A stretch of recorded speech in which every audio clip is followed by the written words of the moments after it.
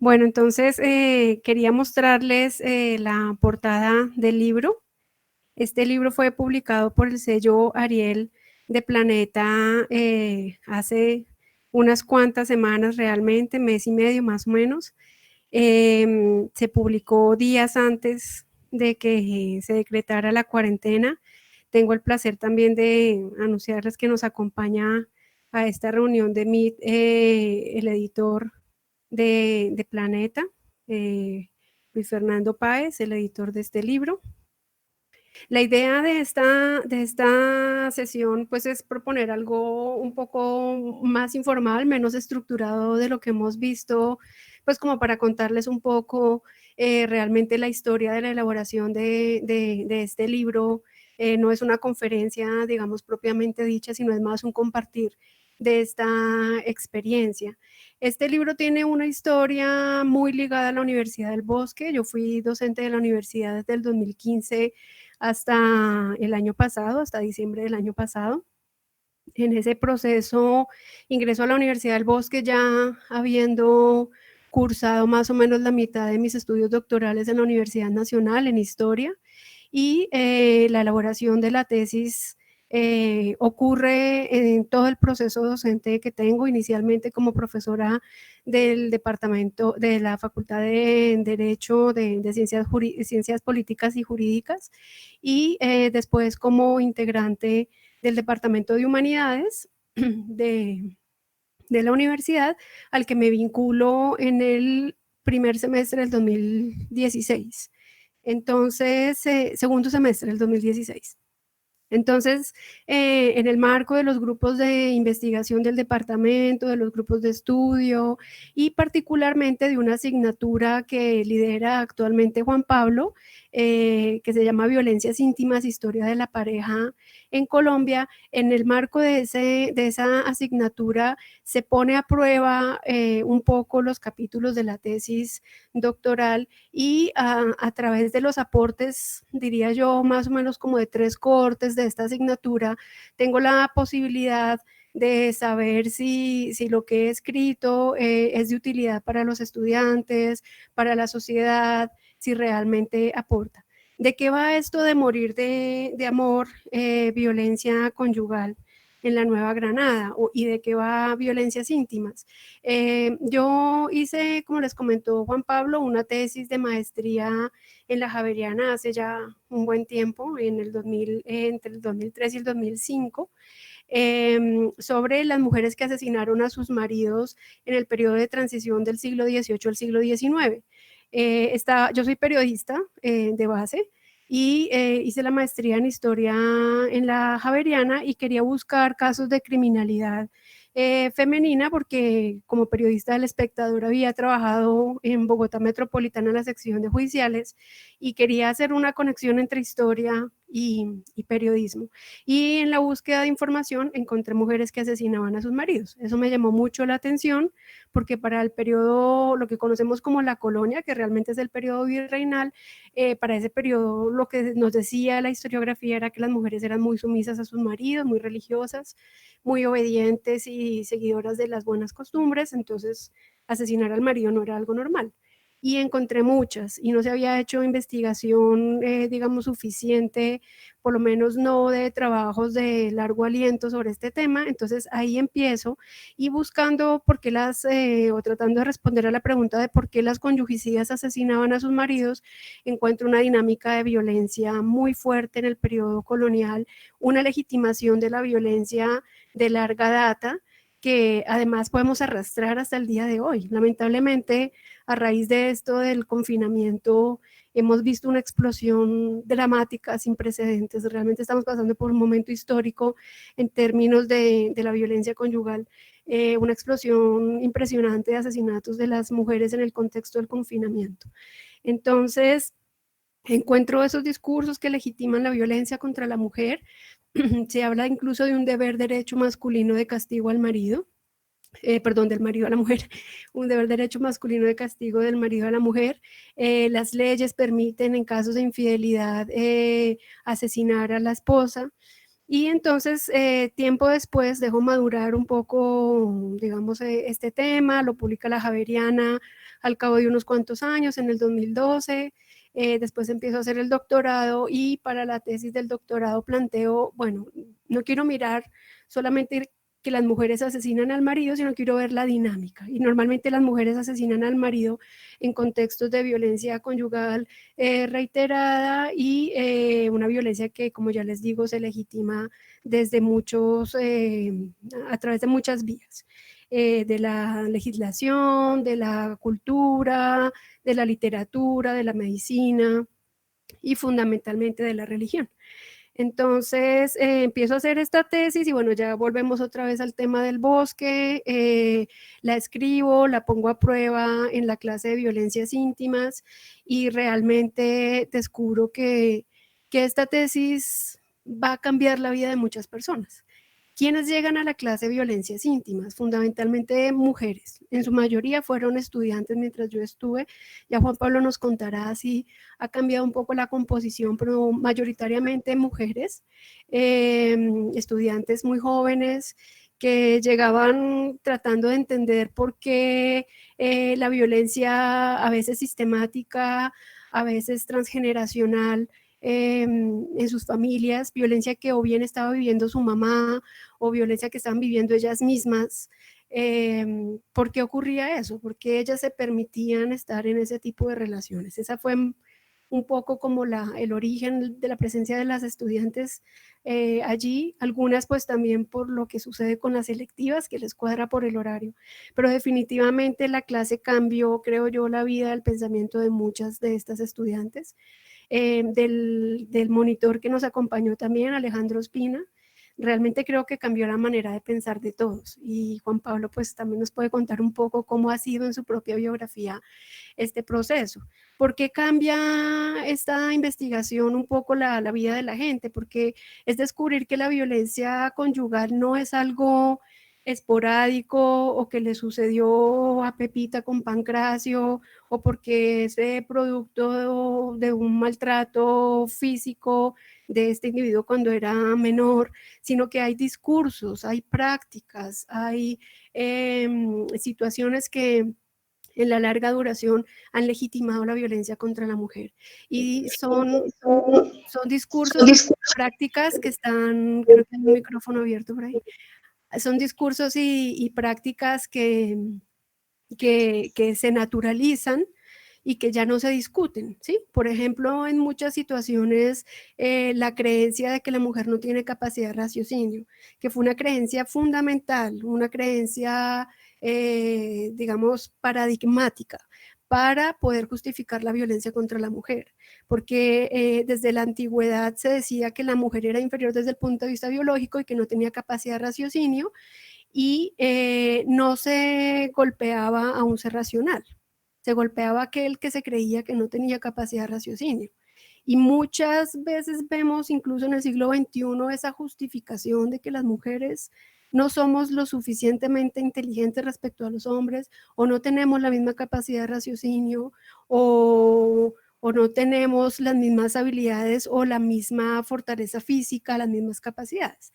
Entonces, por esa razón, este tipo digamos, como de datos, de información, historizar la violencia fue fundamental para las estudiantes, para mí misma, y vimos ahí un potencial de esa investigación. Cuando se presenta, bueno, sufrió muchos ajustes en ese proceso, estamos hablando de 3 cohortes, año y medio más o menos de poner la prueba, era el eje de la asignatura, más otros textos, por ejemplo, de Jean Delimot, de la historia de la virilidad, de Vigarello, sobre todo de la historiografía de la Escuela de los Anales, la historiografía francesa y también la historiografía latinoamericana y colombiana, como los libros del profesor Víctor Uribe Urán, los libros del profesor Pablo Rodríguez, mi director de tesis, Marimelda Ramírez, y los planteamientos de María Teresa Mojica, que es quien aporta junto con Viviana Kluger de Argentina esta categoría del deber derecho masculino de castigo. Entonces, voy yo a la sustentación, hice pues muchos ajustes que me solicitaron mis directores, en eso siempre he sido como muy juiciosita, muy obediente, y creo que eso también favoreció bastante la sustentación y me dan la mención laureada. Y ya teníamos claro, pues digamos con la mención laureada, generalmente se acompaña de una recomendación de publicación y pues ya sabíamos que si se lograba publicar, pues iba a haber un antes y un después pues en mi vida como investigadora y una apertura a múltiples posibilidades. Entonces aquí viene Luis Fernando Páez, que es una persona que me conoce desde hace mucho tiempo, se entera de esta mención laureada, me propone que publiquemos la tesis doctoral con Planeta, pero me pone una condición muy particular y es, no va a ser la tesis, sino necesito que pensemos en una publicación que les sirva a la sociedad, en una publicación que le sirva a las mujeres, tiene que ser divulgativo. Y entonces ese proceso que había surtido en el bosque, un poco académico, pero más experiencial, Juan Pablo nos contará ahorita, vuelvo, cada rato le voy a hacer alusiones a Juan Pablo, esta clase está estructurada a través de la teoría transgeneracional, que lo que propone es que repetimos programaciones y configuraciones de pareja en las últimas 5 generaciones. Entonces es muy experiencial. El trabajo final que hacen las estudiantes, las y los estudiantes en la asignatura violencias íntimas es un árbol transgeneracional en el que determinan cómo se configuran las relaciones de pareja en su familia, si fueron informales, si se casaron, si hubo divorcios, si cuántos hijos hubo, si hubo dobles familias, si hubo abortos, y tratan de entender un poco cómo se configura. Y esto lo acompañan con una historia de la familia. Le hacen preguntas a partir de toda la historiografía que leemos a lo largo del semestre, del ejercicio del árbol transgeneracional, le hacen preguntas a sus padres, a sus abuelos, a sus tíos, sobre cómo se configuraron las relaciones, cuál fue la presencia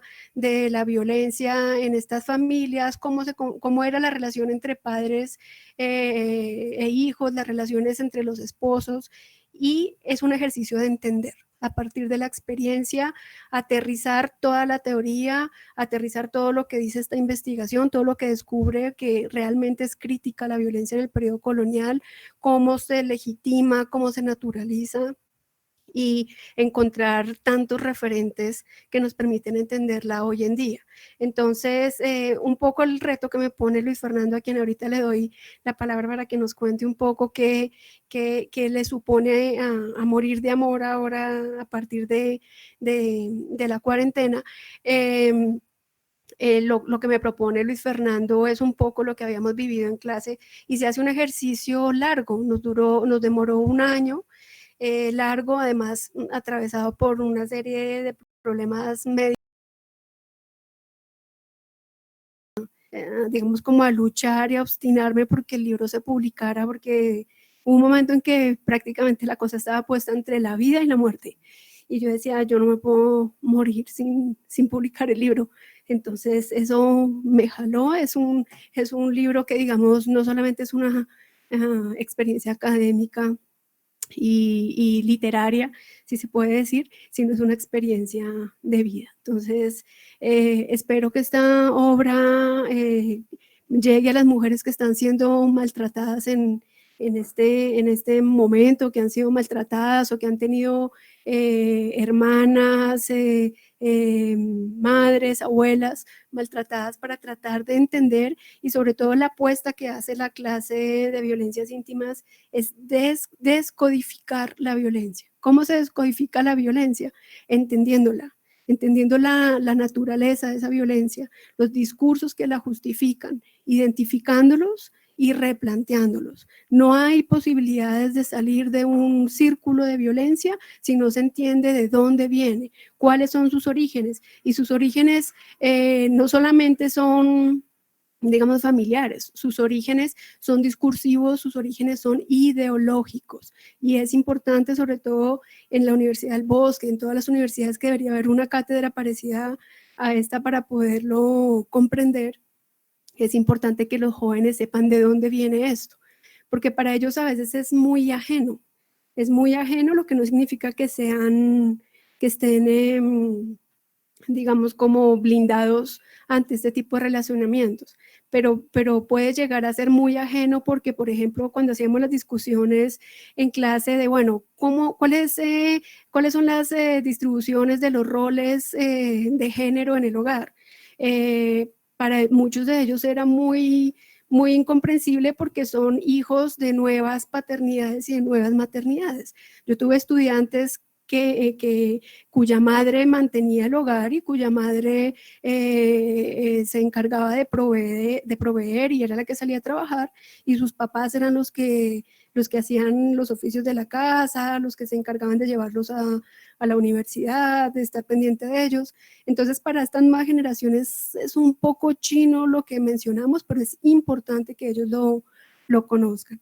Entonces, bueno, como les decía, el libro quedó truncado por la cuarentena. Vuelvo a capturar la pantalla para mostrarles un dato simpático, una cosita simpática.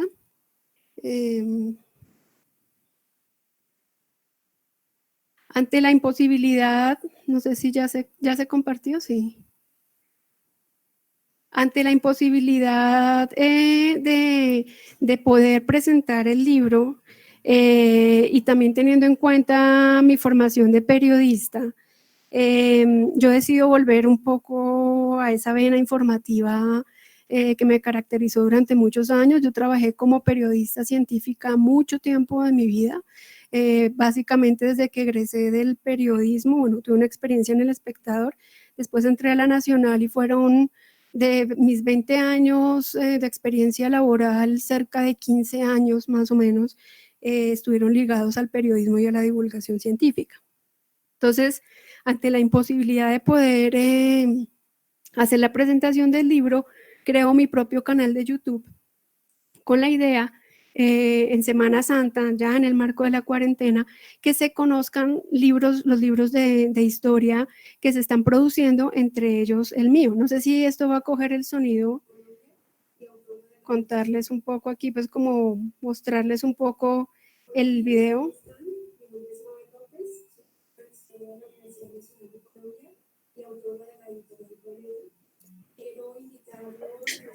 No se alcanza a escuchar, profe Mabel.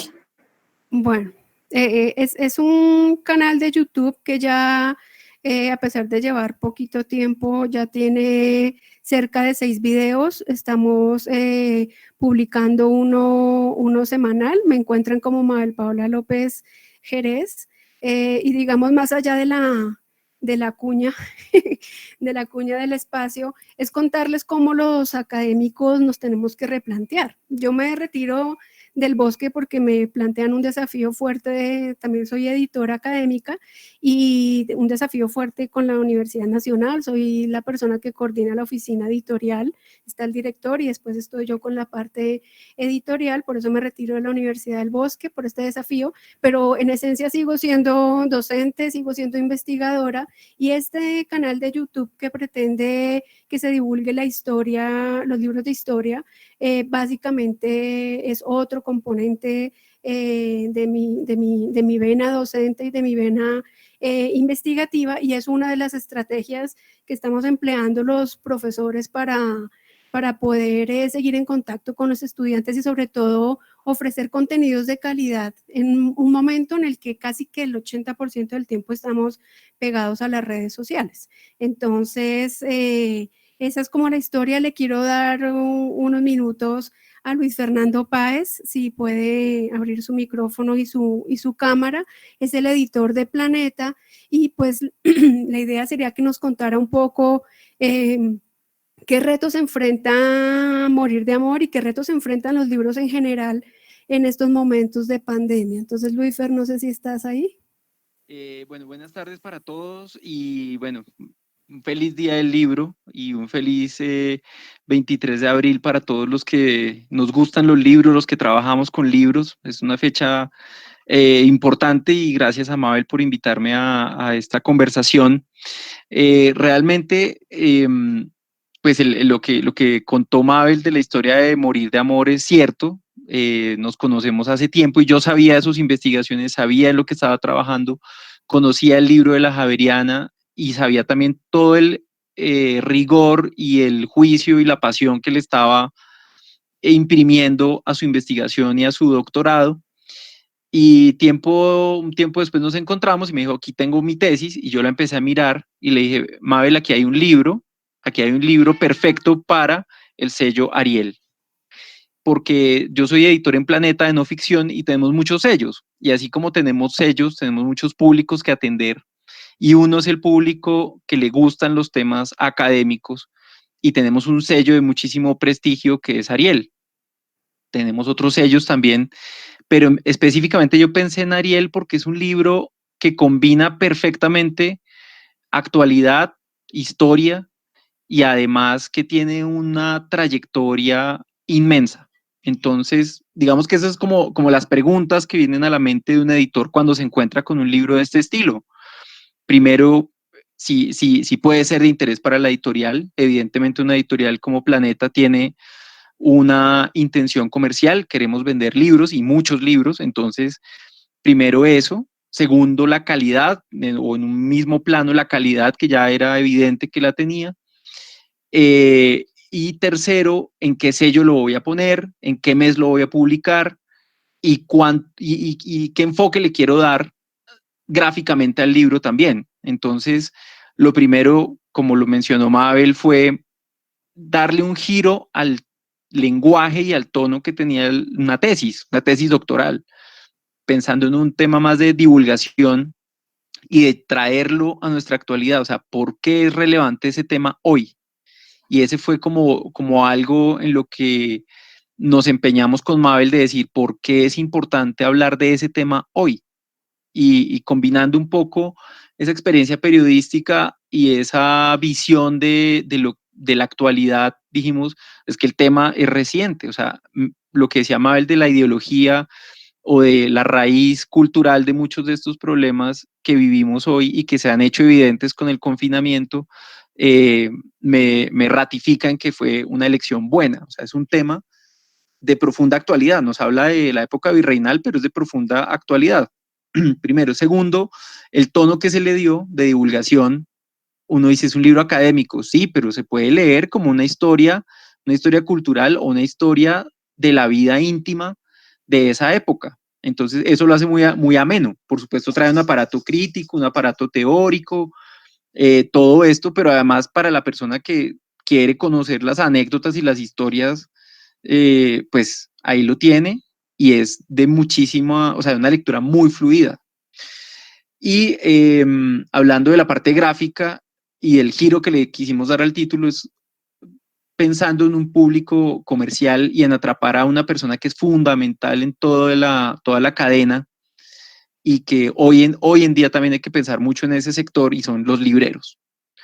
Cuando un librero recibe un libro con este tema y se le plantea que es fruto de una tesis, quizás lo lleva al estante de los libros académicos inmediatamente, o quizás no sabe cómo explicarlo, cómo promoverlo, cómo hablar de él. También pensando que hoy en día la formación de libreros en Colombia pasa por un momento crítico. O sea, depende de donde ustedes compren libros, encontrarán diferentes tipos de libreros. Entonces, ¿cómo hacer que el librero de las grandes cadenas de librerías aprecien el libro y sepan qué es, así como el librero más especializado, una librería pequeña, independiente, de nicho, que lo entiende, de pronto lo lee, que va el libro? Entonces quisimos darle una cubierta atractiva, un título atractivo, y también que un poco lo desmarcara del ámbito académico sin que dijéramos que es un libro académico. Entonces, eso nos lleva a las preguntas que hacía Mabel sobre, bueno, qué viene para Morir de Amor.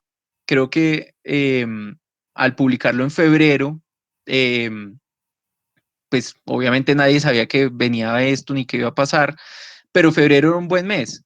Febrero es un mes en el que el mercado editorial empieza a despertar. Digamos que enero es un mes pequeño, un mes corto, febrero es un mes corto, pero ya se activa. Entonces salimos con todas las novedades, y lo mismo, pues la competencia sale con novedades fuertes en ese mes, que además van después a la Feria del Libro. Entonces quisimos darle un poquito de recorrido al libro ¿Hay alguien con un ruido? Por favor, cerremos los micrófonos. Ya. Luisfer, se te cerró el micrófono a ti. Ya, Ah, ahora ok, sí. gracias, gracias. Entonces, darle un poco de recorrido comercial al libro, o sea, que se pudiera exhibir, que pudiera estar en la mesa de novedades, que los libreros lo conocieran. Y yo no diría, como dijo Mabel, que el libro quedó truncado. Digamos que quedamos en un limbo, como todo, pero que vamos a retomar. ¿Por qué no me afana eh, tanto la situación? Justamente por la característica del libro. O sea, si fuera un libro de otro tipo de novedades que hacemos, me angustiaría un poquito lo que pasó. No tanto con Morir de Amor, porque yo creo que es un libro que va a perdurar. Entonces, en ese sentido, tenemos una ventaja. Es un libro que va a perdurar. Es un libro que se lee hoy o se lee dentro de un año y vamos a encontrar y seguir encontrando material muy valioso. O sea, no está ligado a ninguna coyuntura, por decirlo así. Entonces viene la dinámica del libro impreso y el libro digital. Digamos que hoy en día conviven los formatos. Ustedes pueden encontrar Morir de Amor en formato digital. Hoy en día las librerías que tienen domicilios están vendiendo el libro impreso y se encuentra. Eh, pero yo creo que la validez del libro impreso sigue, vamos a ver qué pasa después, pero veníamos en una dinámica en la que el libro impreso estaba vivo, sigue habiendo público para todo, tenemos públicos ávidos de consumir contenido en formato libro, autores que quieren publicar en formato libro o en formato corriente, digamos, en el formato tradicional nuestro, llegar a librerías, eso sigue existiendo y sigue siendo una industria importante.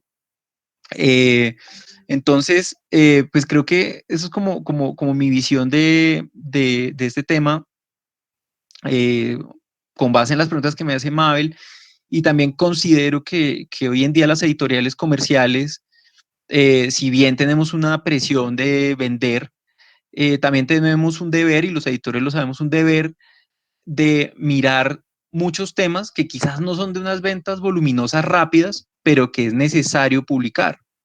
Lo hemos visto a lo largo del año pasado, temas de memoria a partir de los protagonistas, eh, temas también obviamente de bienestar, de crecimiento personal, eso siguen funcionando o vendiendo muy bien, y también la ficción. Entonces eso es algo muy interesante.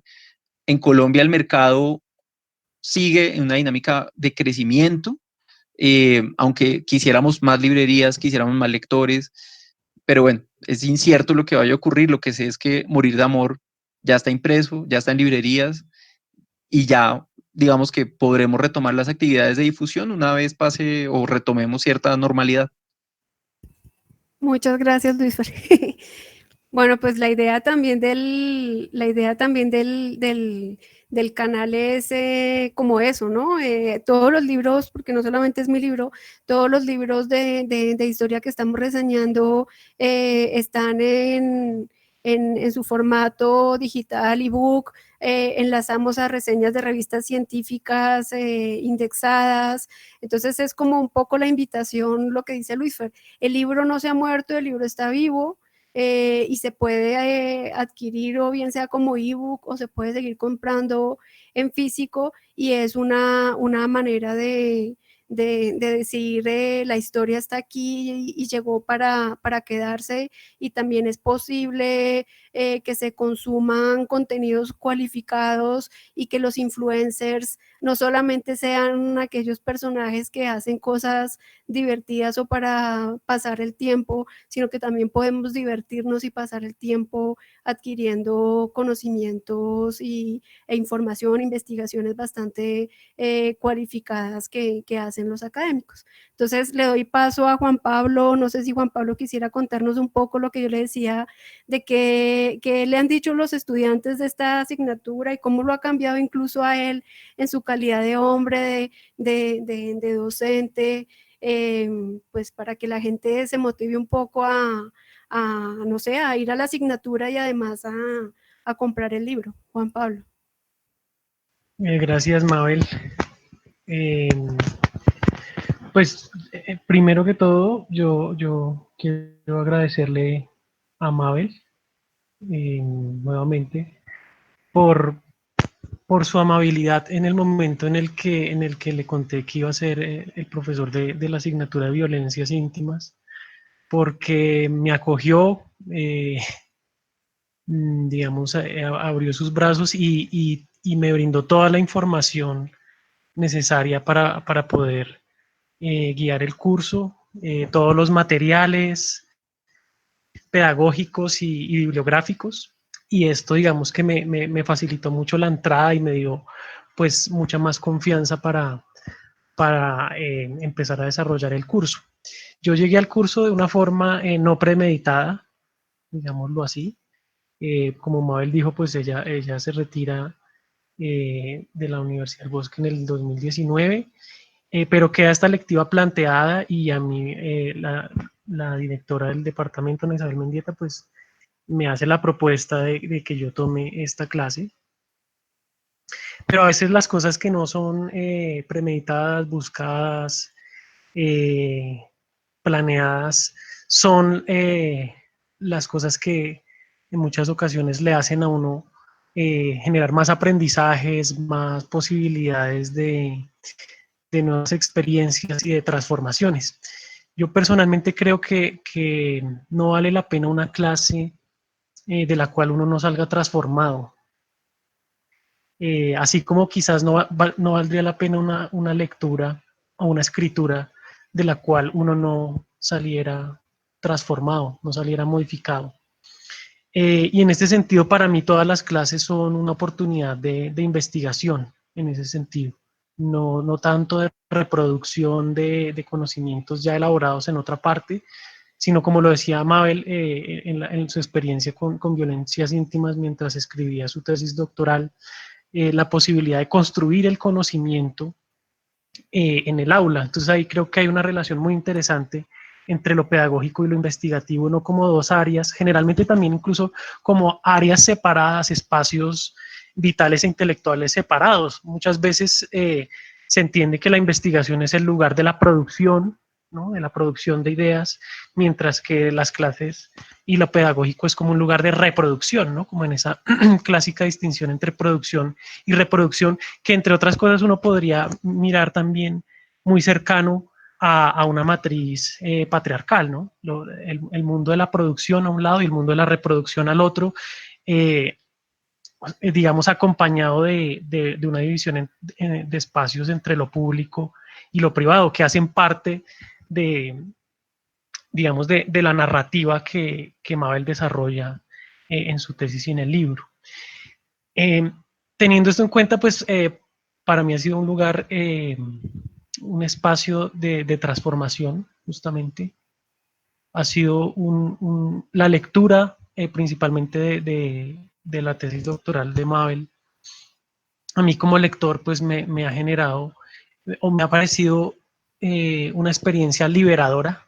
Hoy mismo retomaba algunas páginas y, y sentía esto, ¿no? Sentía esa forma de narrativa histórica que va a lo íntimo, que va a la cotidianidad, que va a las relaciones de pareja, le permite al lector sumergirse justamente de una forma muy vivencial a esa cotidianidad, como ingresar y poder observar esos espacios íntimos, observar estas representaciones culturales, estos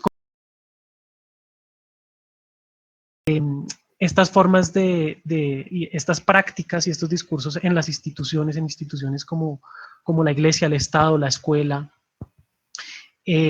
los estrados judiciales, ¿no? Digamos que buena parte también de la investigación de Mabel tiene que ver con estas fuentes de casos judiciales de hombres que ejercían violencia sobre mujeres. Bueno, y también algunos casos de mujeres que ejercían violencia sobre hombres, violencia de diversos tipos, asesinatos por celos, por ejemplo, que apelan a lo que Mabel ahorita mencionaba como el deber derecho masculino de castigo, ¿no? Y que provienen últimas hay una tesis central ahí, que es que este deber derecho masculino de castigo tiene que ver con un afecto. Me parece muy interesante, que es el afecto del miedo, el miedo histórico a la mujer, ¿no? Entonces, cómo en la base de estas violencias y de este deber derecho masculino de castigo está un afecto que es el miedo, ¿no? Entonces también hay una dimensión afectiva, emocional, a lo largo del libro, y por eso la experiencia no es solamente una experiencia, digamos, desde el punto de vista cognitivo, meramente racional, sino también emocional, afectivo, ¿no?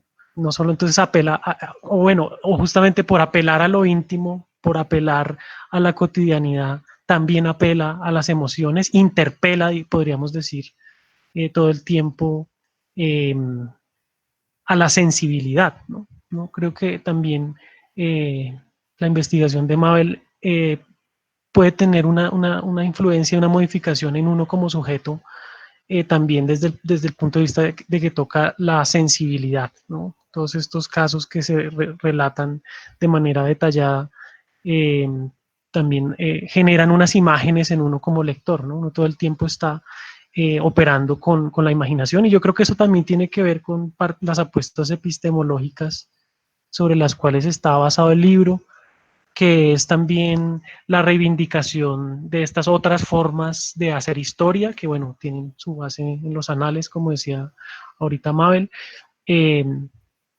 pero que bueno, han desarrollado un campo como el de la historia de las mujeres, un campo como el de la historia de la vida cotidiana, de la intimidad, eh, y que apelan también a los órganos cognitivos y intelectuales, que se han olvidado también dentro de la historia patriarcal, como los sentidos, como la sensibilidad, como la emocionalidad, eh, que hacen parte pues de la integralidad del ser humano.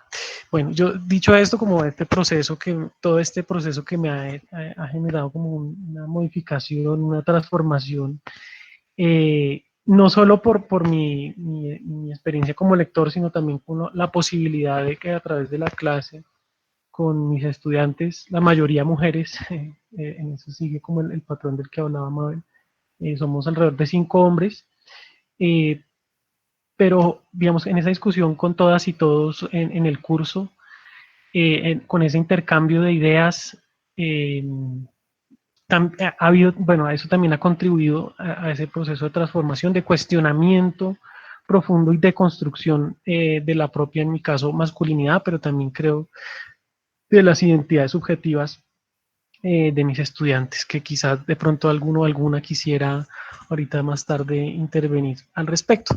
Y bueno, cerraría mi intervención pues señalando este asunto del miedo y cómo el miedo a la mujer, eh, eh, digamos, está a la base de estas violencias que Mabel narra en su libro, pero también como hoy, hablando en la relación con el hoy, como hoy el miedo también es uno de los afectos imperantes, ¿no? Digamos que el miedo ha sido tradicionalmente un afecto muy político en ese sentido, en este caso pues de la dominación eh, paternalista, como la llama Gerda Lerner, o de la dominación masculina, como la llama Pierre Bourdieu. Mm, pero también incluso del poder estatal mismo, ¿no?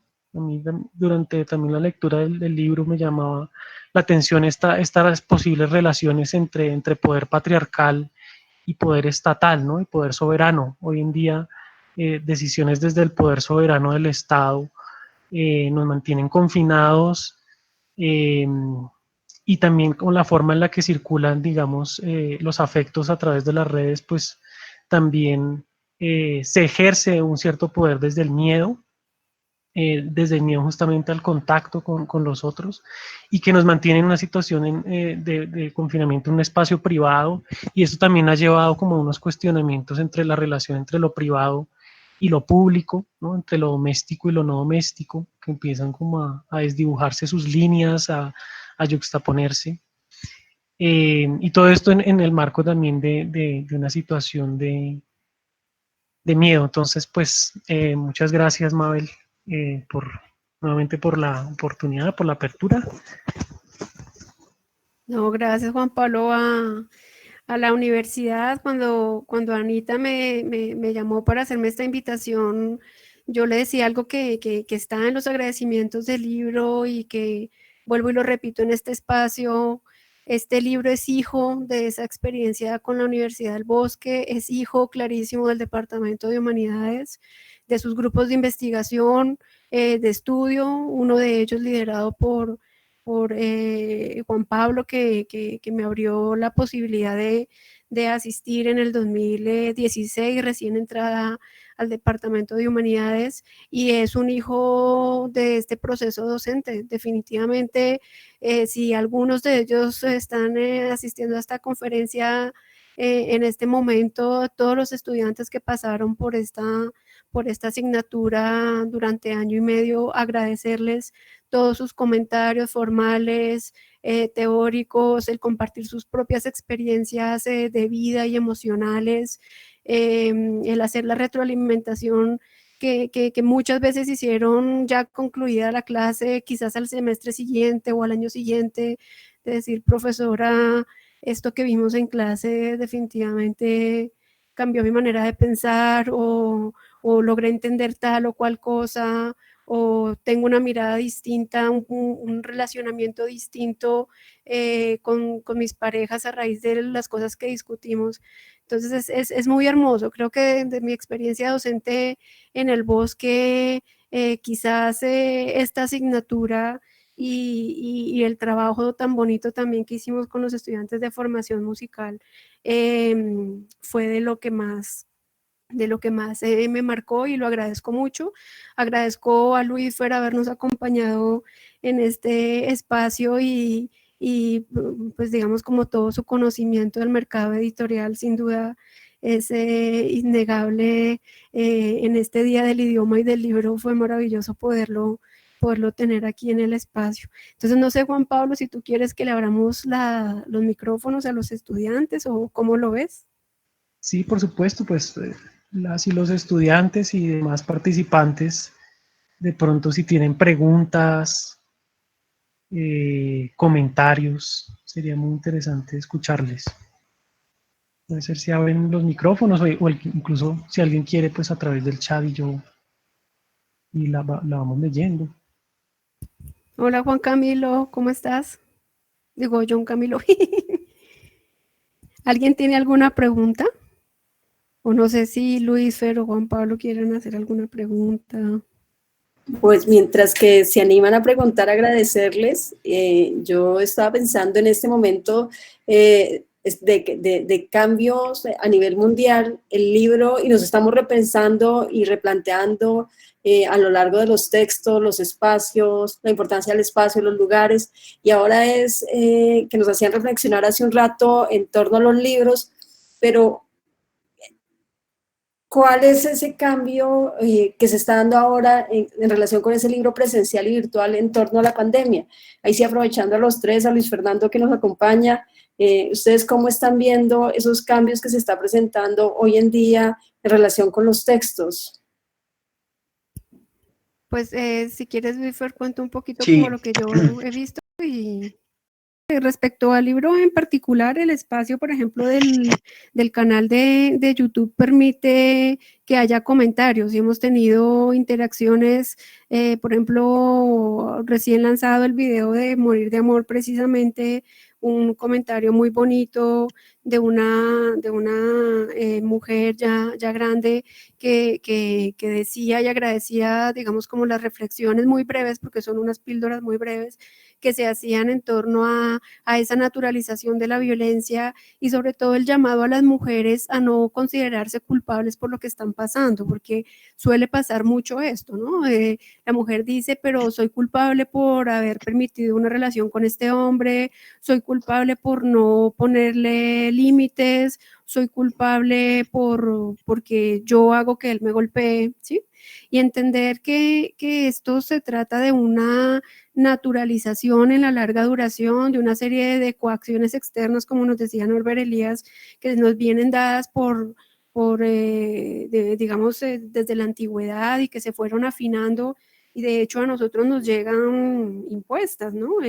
Cuando se da el proceso de colonización, se pasa por encima de un relacionamiento un poco más igualitario, que no implica que no hubiera violencia, pero un poco más igualitario entre los indígenas. Entonces, es bonito, digamos, en ese sentido, escuchar este tipo de retroalimentaciones. Sabemos que el libro se está leyendo y se está comprando. En su momento, antes de que se hiciera la presentación y luego pues se tuviese que cancelar por el tema de la cuarentena, yo había hecho una campaña en redes invitando a los amigos, invitando a los familiares, a que mandaran sus fotos con el libro. Y fue muy simpático a partir de una imagen que manda inicialmente una chica que sigue mi trabajo desde hace mucho tiempo, se llama Caroline Hugh, es de la Universidad del Valle. Ella sabe del libro y muy emocionada manda una foto y dice, profe, mira, te mando la foto con el libro. Yo la comparto y a partir de esa foto de Caroline invito a una campaña en redes a que manden fotos con el libro, y realmente es una manera de ver no solamente la solidaridad editorial, sino también la importancia del tema y que sí se estaba comprando y que sí se estaba consumiendo. Ya, digamos, el tiempo nos dirá un poco el consumo del texto, sobre todo pues en descarga digital, pues porque es muy prematuro para hablar del tema, pero yo creo que sí causa impacto, que sí genera comentarios y que sí efectivamente se está leyendo. Entonces, Luis Fer, te doy la palabra. Sí, gracias. No, la pregunta es muy interesante y todos los días, y más ahora que hay tanto tiempo para pensar sobre esos temas, nos la hacemos desde la industria editorial. En estos días se está celebrando la Feria del Libro de Bogotá virtual. Digamos que es algo inédito, algo que no, digamos, recursivo, y me parece muy valioso porque la Feria del Libro para nosotros es el evento central del año, en términos de facturación, pero también en términos de que la gente habla de libros. En Colombia es el momento en que mucha gente que nunca habla de libros o nunca tiene un contacto directo con el libro se interesa, así sea para ir a ver libros, pero se interesa y en todas partes hablan de libros. Entonces, hacer esa feria del libro de Bogotá virtual, que aprovecho y los invito a seguir las actividades y de pronto conectarse a estos paneles que se están haciendo, es muy interesante porque no se quiso dejar morir ese impulso este año. Y en la conferencia inaugural de este año, ¿ahí me siguen oyendo? Sí, te estamos ¿Sí? oyendo bien. Okay. Sí. En la conferencia inaugural que se hizo hace un par de días, entrevistaban a Roger Chartier, se conectó desde Francia.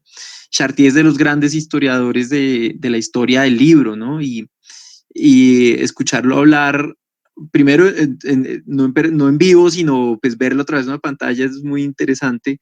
Y él decía, miren, en ninguna época como en esta se está leyendo tanto, o sea, estamos en la época en que más se está leyendo. Estoy revisando las notas que tomé, nunca se ha leído tanto, lo que está cambiando es el tipo de lectura que se hace. Entonces, ¿qué tan profunda es la lectura que se hace hoy en día? Porque pues obviamente la alfabetización ha crecido y cada vez más gente lee, pero ¿qué lee y cómo lee y con qué profundidad lee? Entonces creo que la pregunta también tiene que ver ya no tanto con el sustrato, con si es impreso, si es digital, o si es audio incluso, sino qué nivel de profundidad tiene el lector o quien escucha ese libro, o de atención, ¿no? O sea, hay gente que prefiere leer el libro impreso porque no tiene distractores. hay gente que prefiere el libro digital porque te puede acumular muchos libros y llevarlos donde quiera. Entonces, creo que todo es válido, todo está conviviendo en este momento. Creo que antes un autor publicaba y ansiaba que su libro llegara a otro país. Hoy en día con el digital, pues ya esa simultaneidad se da. Eh, y también hay algo interesante y es que todavía mucha gente, todo el mundo quiere publicar, pero ¿cuántas de estas personas realmente leen lo que otros han publicado? Entonces también hay como una suerte de narcisismo alrededor de querer publicar o de ser autor, convertirse en autor, porque justamente la evolución de la historia del libro ha permitido que todos puedan publicar, todo el mundo puede publicar. Una editorial no es eh, eh, un requisito para publicar, ya no se necesita, incluso la figura del editor. A veces es pues, los modelos de autopublicación o las plataformas digitales que suben y no verifican si eso es plagiado o no es plagiado, que es otro tema grueso en esto, porque también hay que saber seleccionar. O sea, cuando yo recibo un manuscrito como Morir de Amor o cualquier otro libro, yo soy el primer lector de eso. Por supuesto, hay una relación con el autor y todo esto, pero también debo cuidar no solo a la editorial, sino a la misma persona que quiere publicar y decirle, esto lo encontré en otro lugar, o sea, de frente, ¿sí? Como esto yo ya lo había leído, o hay sistemas hoy en día que verifican esa calidad, esos contenidos. Entonces la piratería está al orden del día entre autores, pero además el mercado del libro pirata, o sea, ya hablando de la otra piratería, uno la ve y es inmensa. En Colombia la piratería sigue siendo muy grande. Entonces, el acceso al libro creo que es el otro interrogante, ¿sí? ¿Qué barreras, ¿Qué barreras hay para acceder al libro? La Feria del Libro congregó el año pasado 650,000 personas interesadas en ir a ver libros. ¿Compraron o no compraron? No, iban obligados o iban voluntariamente, no sé, pero iban a algo en torno al libro. Pero en la vida cotidiana, cuando no hay feria, las librerías están vacías. No es que vaya la gente y compre muchos libros, algunos sí, ¿no? Pero no es el producto de primera necesidad. Pero la gente sí quiere leer, a la gente sí le gusta leer. Lo que pasa es que de pronto no tienen el hábito de librerías, las librerías no han visto esa oportunidad que tienen de cautivar públicos nuevos, eh, y la gente cuando adquiere un libro dice, ¿dónde lo consigo? ¿Dónde lo consigo? Ah, en la calle. Entonces eso le hace un daño enorme a los autores, le hace un daño enorme a la industria editorial, no solo monetario, sino al imaginario que hay en torno al libro en Colombia todavía, que es muy elitista o es fragmentado o los libros tienen un halo de ser algo aburrido, no sé, hay tantas cosas, hay muchos temas que empiezan a salir, cambios generacionales, la gente más joven, cómo está consumiendo información, ya no van al libro, ya, o a las bibliotecas, lo tienen todo en digital y pueden consultarlo. En fin, hay muchos temas y creo que pues es muy, muy valioso que la academia se lo pregunte también, se lo pregunte y diga, nosotros como productores de contenido, ¿qué estamos haciendo con esto? ¿Cómo está llegando? ¿En qué formatos? ¿A quiénes queremos llegar? ¿O es solamente para nuestras estanterías, para nuestros colegas, que también es otra cosa con la que uno se encuentra? Colegas que se escriben para que los lean los colegas, pero no ven el público enorme que puede estar interesado. Gracias, Luis. También es interesante ver lo que están haciendo las mismas universidades, ¿no? Públicas y privadas. Todos los días vemos en las redes sociales la puesta a disposición para descarga gratuita de cientos, de miles de libros de investigaciones académicas, la UNAM, la Pedagógica, los Andes, la Nacional, que tiene un fondo gratuito histórico y que está ahorita ampliando su oferta, las mismas ferias universitarias del libro que surgen, creo yo, un poco estimuladas por esta iniciativa de la Cámara del Libro de hacer la Filbo, de mantenerla viva pese a lo que suceda. Sigue después entonces la Feria Universitaria del Libro y ahora cada universidad está haciendo su propia feria universitaria. Entonces es un momento interesante puntualmente para el libro en general, pero muy interesante, ya lo digo desde mi perspectiva de editora académica, para el libro universitario, que suele ser, y aquí Luífer me corregirá, un producto que es difícil de vender, que sale sí, pero no, digamos, como los libros de los bestsellers, en cuestión de días o de semanas que se agotan o de meses, sino un libro académico puede durar años para terminar de venderse y venderse bien. Entonces este es un momento muy interesante porque es una apuesta gratuita, masiva de investigaciones que si no se estuviera dando este momento tan coyuntural, difícilmente circularían con tanta facilidad y que serían pues digamos como de difícil consecución también, porque el libro académico pues está en la editorial universitaria, pero se imprimen 200 ejemplares y si se agota, entonces ya solo lo consigue uno en las bibliotecas y una que otra biblioteca, y si en provincia quieren comprar el libro, no te lo ponen, digamos, 10, 15 libros, sino de a unito. Entonces, esta es una oportunidad maravillosa para la edición universitaria, pensaría yo, y pues para los libros en general, pero particularmente para la edición universitaria, porque nunca habíamos tenido un espacio tan dispuesto para la circulación de conocimiento ni un público tan ávido de conocimiento científico como ahora. No sé, Luífer, si quieres agregar algo. No, es impresionante. O sea, sí, las editoriales universitarias en Colombia pues están agrupadas, hacen un gran esfuerzo de distribución. Hay unas joyas también que publican, que rescatan, cumplen una labor social importantísima. Entonces, creo que es el eslabón de las librerías donde también hay que trabajar mucho la modernización de las librerías. O sea, esto a algunas las tomó por sorpresa absolutamente y sin preparación. Entonces no tienen venta de sus catálogos en digital. Entonces están sometidas a lo que pueden hacer en redes sociales. Otras ya tienen su comercio electrónico y lo mismo las editoriales universitarias. Hay unas que tienen ya todo su catálogo arriba en la nube, tienen conversaciones con otras editoriales de otros países, entonces eso ayuda.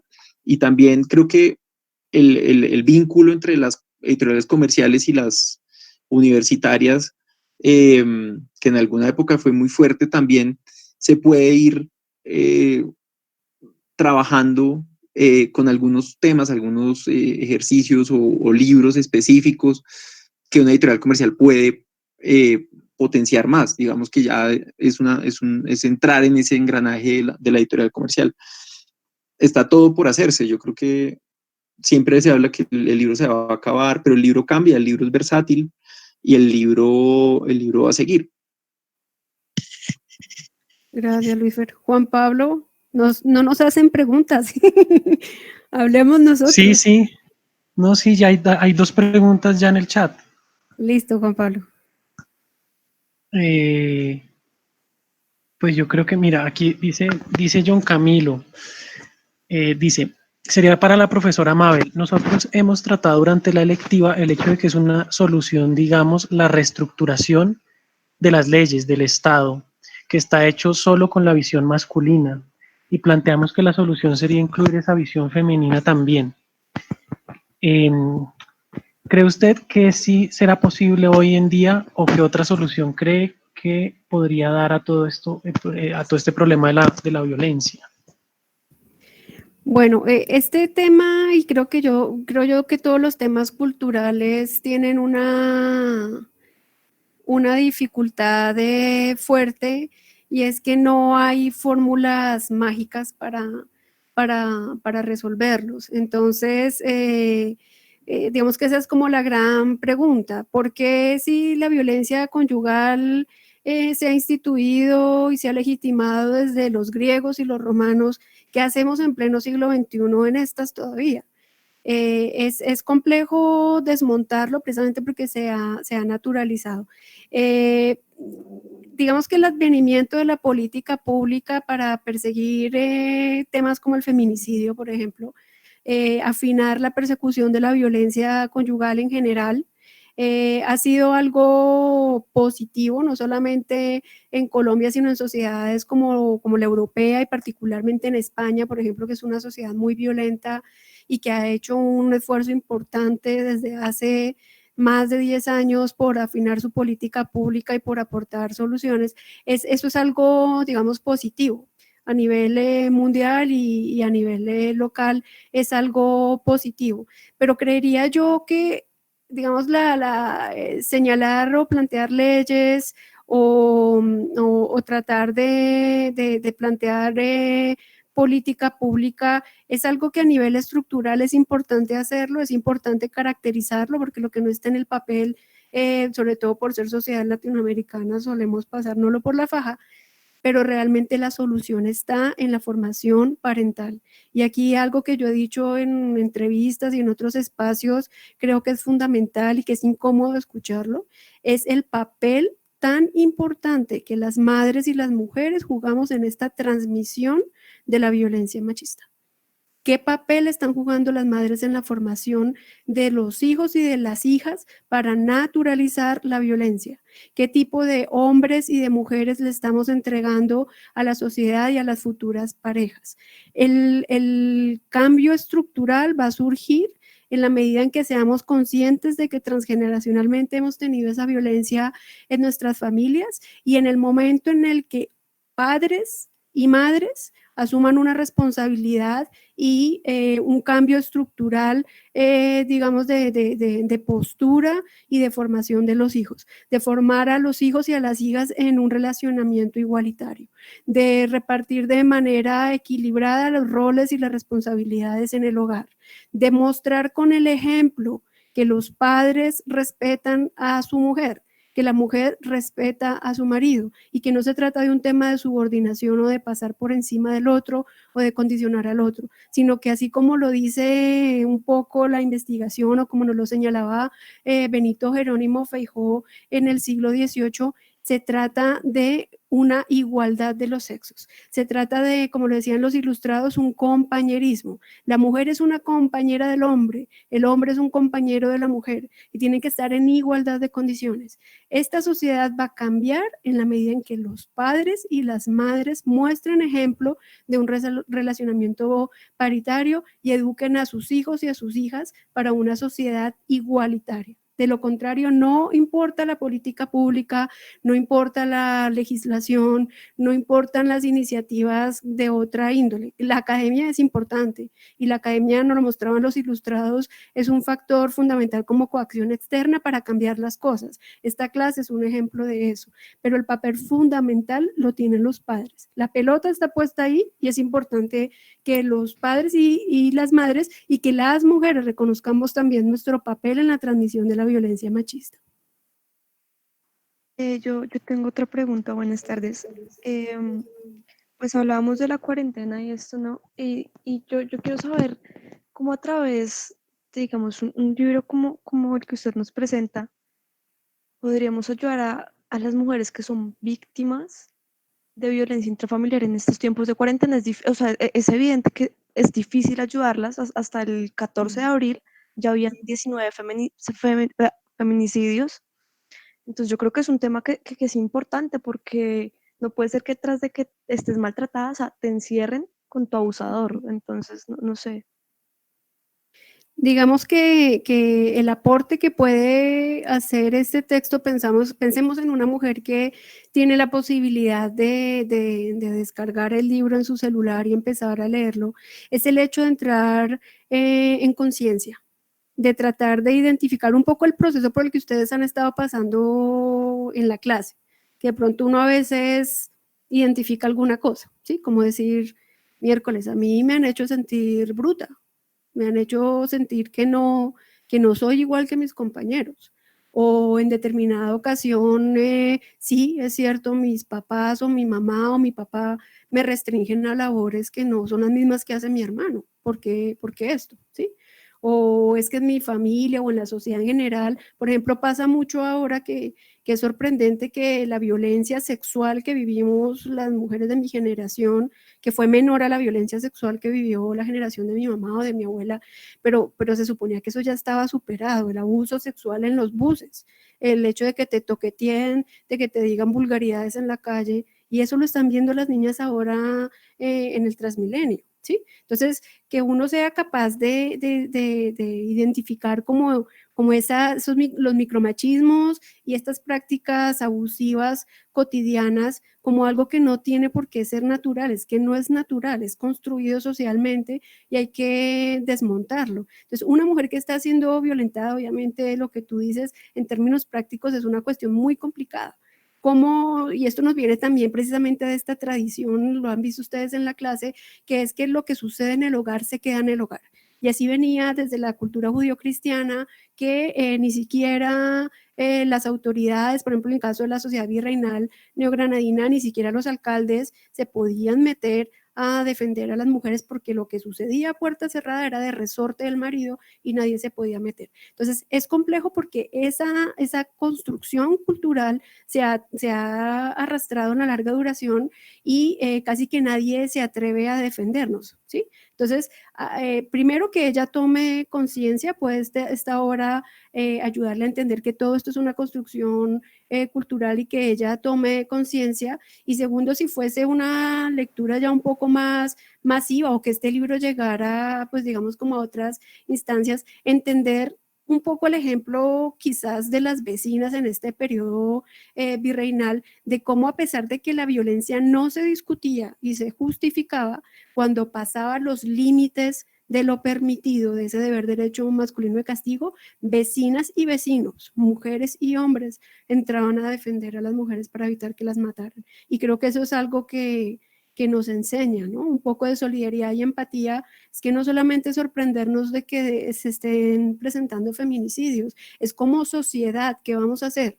¿Cómo como vecinos podemos ayudar a una mujer que esté en esta situación? Esto no solamente es tema de la alcaldesa o del presidente de la República, esto es un tema de todos y de la familia también, ¿no? Entonces, creo que un texto como estos pues nos llama sobre todo la atención a entender, a identificar estas construcciones culturales y cómo se arrastran en la larga duración y puede, ese solo hecho de entrar en conciencia nos puede llevar a tomar decisiones de vida.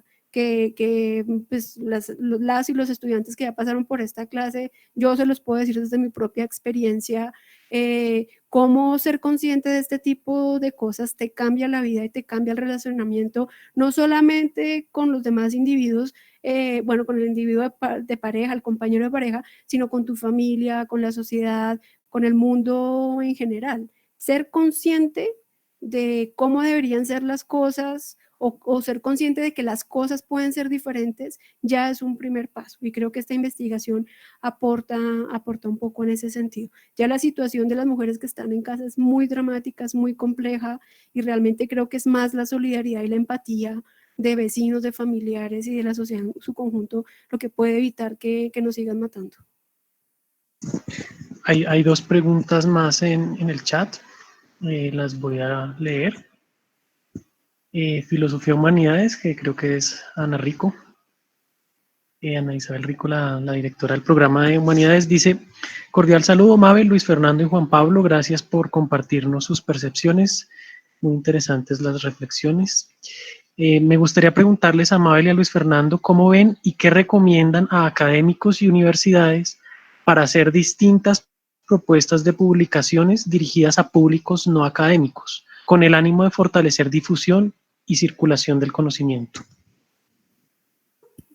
Pues yo creo que experiencias como esta que está teniendo Juan Pablo en su momento y que ya tuve yo, son positivas en el sentido de plantear electivas o cátedras institucionales que se desmarquen un poquito de lo teórico, que se desmarquen un poquito de lo eminentemente académico y sean más experienciales. Esos laboratorios sirven para producir este tipo de obras, por ejemplo, ¿sí? Creo que es importante también la empatía del docente con sus estudiantes.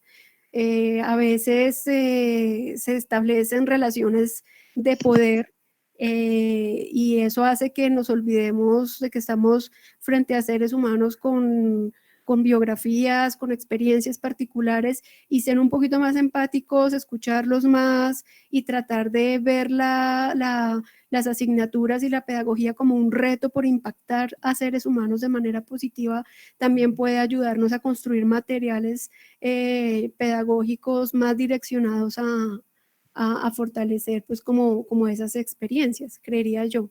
No sé, Juan Pablo, y de pronto también sería bueno que escucháramos a Luis Fer, que en su experiencia editorial también podría decirnos algo. Juan Pablo, te doy la palabra. Claro. No, Luis Fernando, la pregunta era para ustedes dos. Sí, o sea, la pregunta es muy interesante porque fíjense o sea, creo que desde afuera de la academia, lo que yo veo es que hay interés de académicos por llevar sus ideas a más gente. Y asimismo hay un público, digámoslo, interés general, un público que es mucho más amplio, que quiere conocer puntos de vista de personas con un bagaje de lecturas o un bagaje intelectual diferente. Yo creo que la clave ahí, en cuanto a la pregunta que hacen, es porque dice que recomiendan a académicos y universidades para hacer distintas propuestas de publicaciones dirigidas a públicos no académicos. Yo creo que la clave está en pensar que son textos de divulgación, que son textos que se quieren aproximar a alguien que no sepa, ¿sí? Alguien que no es de la disciplina propia de la cual está o con la cual está vinculado el que escribe. Y yo creo que eso tiene que ver con conectarnos un poco en qué nos duele como seres humanos. Entonces, Morir de Amor conecta eso, o sea, y conecta con la pregunta que respondía Mabel antes. Porque es un libro de académico, pero de divulgación también, porque es algo que nos toca a todos. O sea, la violencia en contra de las mujeres o la violencia intrafamiliar, la violencia de mujeres contra hombres, contra sus parejas, contra sus hijos, etcétera, no es un tema que nos es indiferente, o sea, que es un tema que nos toca a todos, o más bien, que nos debería tocar a todos. Y vuelvo a lo que decía Mabel, no es posible que hoy en día, si alguien escucha que hay maltrato en el apartamento de al lado, no es posible que alguien hoy se quede quieto. Ya hay herramientas, ya hay leyes, ya hay decretos, es país de nuestro país de los decretos. Hay decretos para todo, hay código para todo, y ya no hay excusa para ser indiferente. Hace unos años no había cómo. Hace unos años decía, pues le pasó eso porque se puso esa falda, ¿sí? Esas cosas ya hoy en día son absolutamente rechazadas por todos. Entonces ahí se conecta eso de la academia con el dolor que tiene un ciudadano a pie o cualquier persona. Entonces ahí está la clave, un tono divulgativo, pero en un tema que nos conecte. Entonces ahorita hay muchos temas que van a surgir, desde la economía, desde la convivencia, desde el mismo Estado, pero ¿cómo le vamos a escribir eso a la gente y a un público más amplio? Es el tono, es cómo lo estructuras, no dentro de un marco teórico o algo tan rígido que es una escritura académica, que es válida, sino cómo lo llevas a un público que realmente tiene tal vez poco tiempo y tiene un abanico de posibilidades y de libros infinito, bueno, o un gran abanico de libros al frente de una mesa de novedades, y tú quieres que ese lector lea ese libro. Entonces, es eso, tono, encontrar el tema que nos duela, que nos conecte, y darle una imagen un poquito diferente, un poquito lanzada en el tema del diseño, un poquito innovadora en eso. Yo creo que conectando un poco lo que dice Luis Fer con el diseño, Morir de amor tiene una historia un poco simpática en ese sentido, porque cuando él me manda las propuestas de cubierta, yo las empiezo a circular con mis amigos académicos, me dicen, es que eso es una novela, eso es una novela. Entonces yo le decía, alguno me escribía, es que muy espinoso, porque la portada la capturo ahorita otra vez para que la vean. Me decía, es muy espinoso. Entonces, es maravilloso cómo efectivamente la portada, una portada pensada precisamente como una novela, porque es que estas son realmente historias en las que la realidad supera la ficción, son realmente novelas, cada caso de estos, digamos, algunos llevados del drama, otros incluso como de cosas que causan un poco como digamos, como de gracia incluso, o de empatía, ver cómo el diseño puede agarrar, y un poco lo que Luis Fer decía, la estrategia era para dos públicos, ¿no? No solamente nos vamos a dirigir al público académico, sino que también necesitamos conectarnos con el público en general. Entonces, claro, esta es una investigación académica, pero tiene todo el tono de una novela, de múltiples novelas. Entonces, lo gráfico para poder llevar investigaciones académicas a un público un poco más general es fundamental.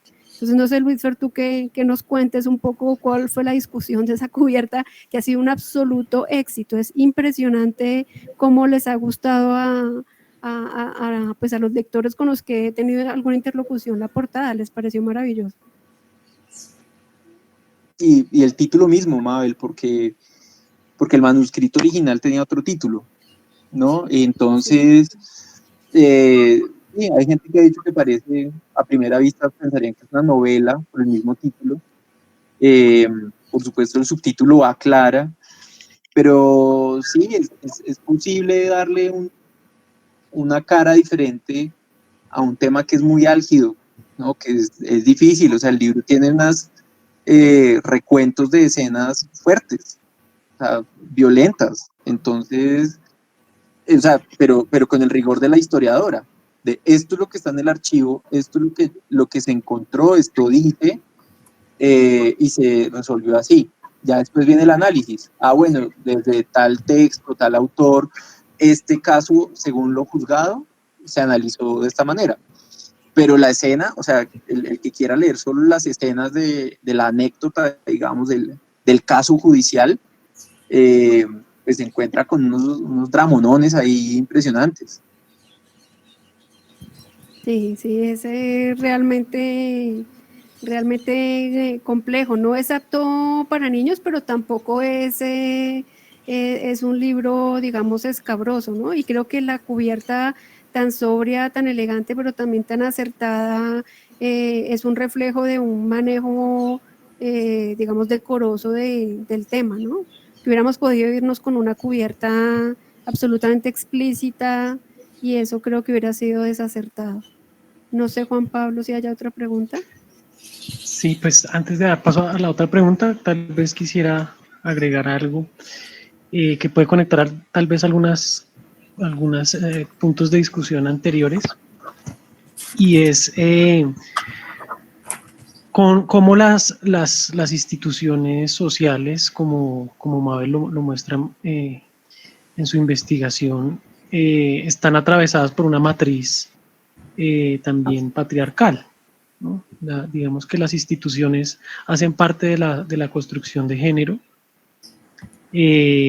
producen y reproducen, digamos, estas diferencias.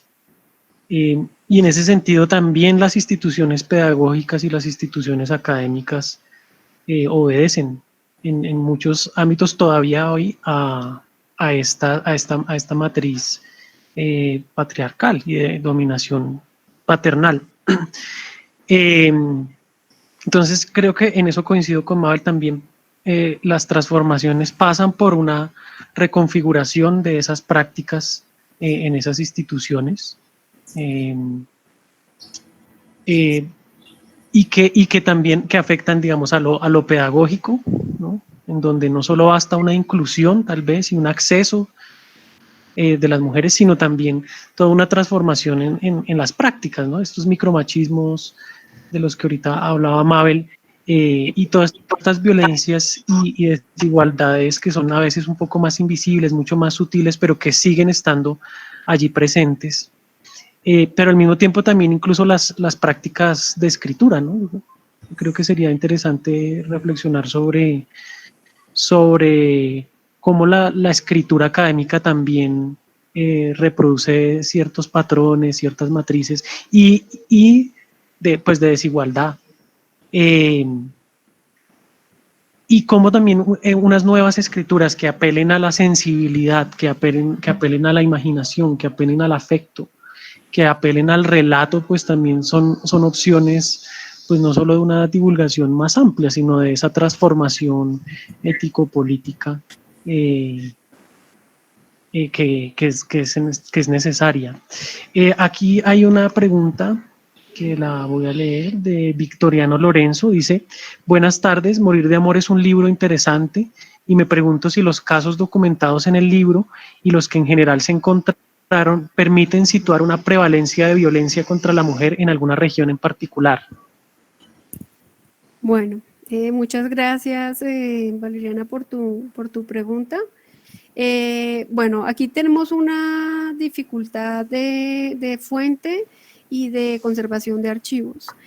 Muchos de los archivos regionales del país o se los llevaron los ríos en inundaciones, como pasó en Honda, que muchos expedientes se perdieron en una creciente del río, otros los quemaron por decisiones del alcalde, como pasó en algunas regiones del Caribe. Y hay otros archivos que o no están bien, digamos, codificados, bien clasificados, o sencillamente pues la información no se conservó por alguna razón.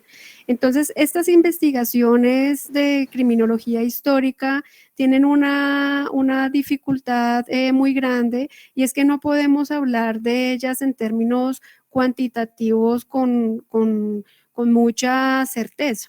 No podríamos decir la violencia conyugal en el periodo virreinal o colonial fue muy fuerte o fue una situación marginal, porque, por ejemplo, en este caso encontramos 144 expedientes que fueron elevados ante segundas instancias, es decir, fueron fallados en la provincia y alguna de las partes no estuvo de acuerdo, apeló ante la Real Audiencia en Santa Fe y llegaron a Santa Fe. Son esos los que encontramos en el Archivo General de la Nación. El archivo de Bogotá se quemó también en un incendio, así que los expedientes de Santa Fe propiamente dichos no los tenemos por desgracia. Entonces es difícil poder hacer pues como una afirmación general, pero lo que sí podemos ver, y ha dicho la historiografía, no solamente para Colombia, lo ha dicho para México, lo ha dicho para Argentina, para Perú, para Ecuador y sobre todo también para España, que es importante porque estamos hablando, digamos que la monarquía hispánica, su sede principal estaba en Castilla, y hay muchas investigaciones en Castilla que lo han dicho. Efectivamente, la violencia era un fenómeno preocupante, la violencia interpersonal a nivel general, es decir, la violencia entre vecinos, la violencia con desconocidos o la violencia al interior del hogar también, con padres, hijos y la pareja, pues ni se diga. Era una situación no solamente legitimada, sino preocupante, y esa violencia es mayoritariamente masculina. Es lo que podemos afirmar.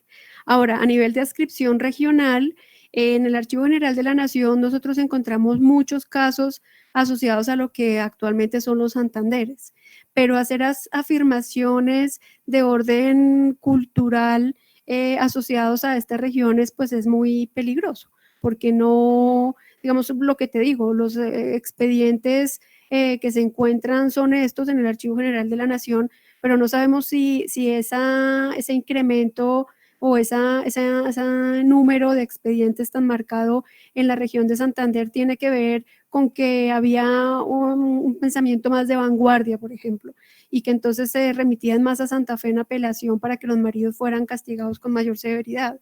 O no sabemos si de lo que se trata es que eran muy juiciosos los alcaldes de Santander y entonces perseguían más la violencia conyugal y por eso está más sistematizada, ¿sí? Es difícil hacer afirmaciones regionales, pero en esta investigación encontramos casos de prácticamente toda la geografía nacional, haciendo la salvedad de que no toda la geografía nacional estaba urbanizada o tenía lo que en la época se llamaban villas, ciudades y sitios. No toda la geografía, digamos que las concentraciones estaban en la costa atlántica, en lo que actualmente conocemos como los Andes, en la zona sur, Popayán, Nariño, ¿sí? Los llanos no estaban tan colonizados, la zona amazónica pues tampoco mucho, el Chocó algunos sitios se encontraban, pero no tantos. Entonces son pocos lugares donde vivía gente y pues los casos están representados en todo el país. Digamos que ahí lo que habría que decir es que hay una concentración mayoritaria de los casos en los estamentos bajos. Estamentos bajos entendemos como mestizos pobres, indígenas, negros libertos. Esta investigación no habla de esclavizados porque los fondos de esclavos, de negros y esclavos están separados por alguna política de archivo, están separados y yo no consulté ese tipo de archivos, entonces no puedo hablar de población esclavizada, pero sí sobre todo de mestizos pobres, negros libertos e indígenas, donde se concentra la violencia. Sobre todo a finales del siglo XVIII hay un proceso civilizatorio, es lo que pretende demostrar la investigación, y las personas de élite, blancos, criollos y mestizos adinerados, son menos inclinados a la violencia física, son más de pronto de abandonar a la pareja o de establecer procesos de divorcio o de separación por lo que ellos consideran malos tratamientos, que en estricto sentido no son malos tratamientos físicos, sino más desavenencias conyugales, pero que no se permiten en personas de su calidad, de su condición. Entonces es como eso un poco lo que te puedo señalar. Hay una pregunta más en el chat. Dice así. Bueno, esta la hace la directora del Departamento de Humanidades, Ana Isabel Mendieta. Muchas gracias por sus respuestas. Tengo otra pregunta. ¿Qué mecanismos de fortalecimiento cultural se pueden desarrollar en las editoriales en conjunto con las universidades para que los estudiantes se animen a leer más y que desarrollen su curiosidad intelectual? Bueno, ahorita le cedo la palabra a Luis Fer. Yo pensaría que desde la edición académica pues hay un potencial importante de trasladar las investigaciones y las tesis doctorales y de maestría que se publican al público en general. Por ejemplo, en experiencias como esa que estamos viviendo, de acceso abierto, de fondos completos, es una buena pues como oportunidad de generar un puente del conocimiento hacia los estudiantes. Tal vez estimular más la lectura crítica, de explicar un poco como la naturaleza del libro académico, de la investigación científica, pues como darles más herramientas a los estudiantes para decodificar este tipo de producciones, pero pues ahí yo creo que está toda la intención de las universidades y más ahora en este momento de generar esos puentes con las editoriales y con las editoriales universitarias. Luis Fer, no sé qué piensas. No, la pregunta me hace pensar en toda la formación y toda la relación que hay de una persona con la lectura. No hablo del libro, sino de la lectura. O sea, digamos que uno de los grandes interrogantes que se tienen en una editorial es en la literatura infantil y juvenil, ¿sí? hay libros que circulan directamente para colegios, ¿sí? Que ese es otro canal muy importante. Pero, o sea, más que respuestas, yo pondría sobre la mesa más preguntas, y es, en los colegios obligan a leer. Eso creo que definitivamente es un atentado contra cualquier curiosidad intelectual. O sea, cuando lo obligan a uno, pues ya no le gusta, ¿sí? Los maestros que están encargados de las materias donde se lee, sí, literatura o humanidades, cada vez hay menos humanidades, ¿son maestros que fueron lectores? No lo sé. Son maestros, ¿qué leen esos maestros y cómo comparten en las aulas esas lecturas? No lo sé. Pero digamos que ahí empieza como ahí surgen muchas preguntas en esa etapa. Son niños, son jóvenes que, pues, lo que ocurre en el sistema educativo es que todo, pues, en vez de motivarlos e incentivar esa curiosidad intelectual, lo que hace es coartarla y cercenarla, ¿no? Con notas, con tareas, con obligación, con castigos. Hay colegios donde castigan a los muchachos leyendo un libro, ¿no? Cometen alguna falta y el castigo es leer un libro. Eso ocurre todavía hoy, siglo XXI, no en la Nueva Granada, sino hoy. Y es traumático, claro. Entonces, de ahí en adelante, esa persona le va a coger aversión a la lectura, porque la vio como un castigo.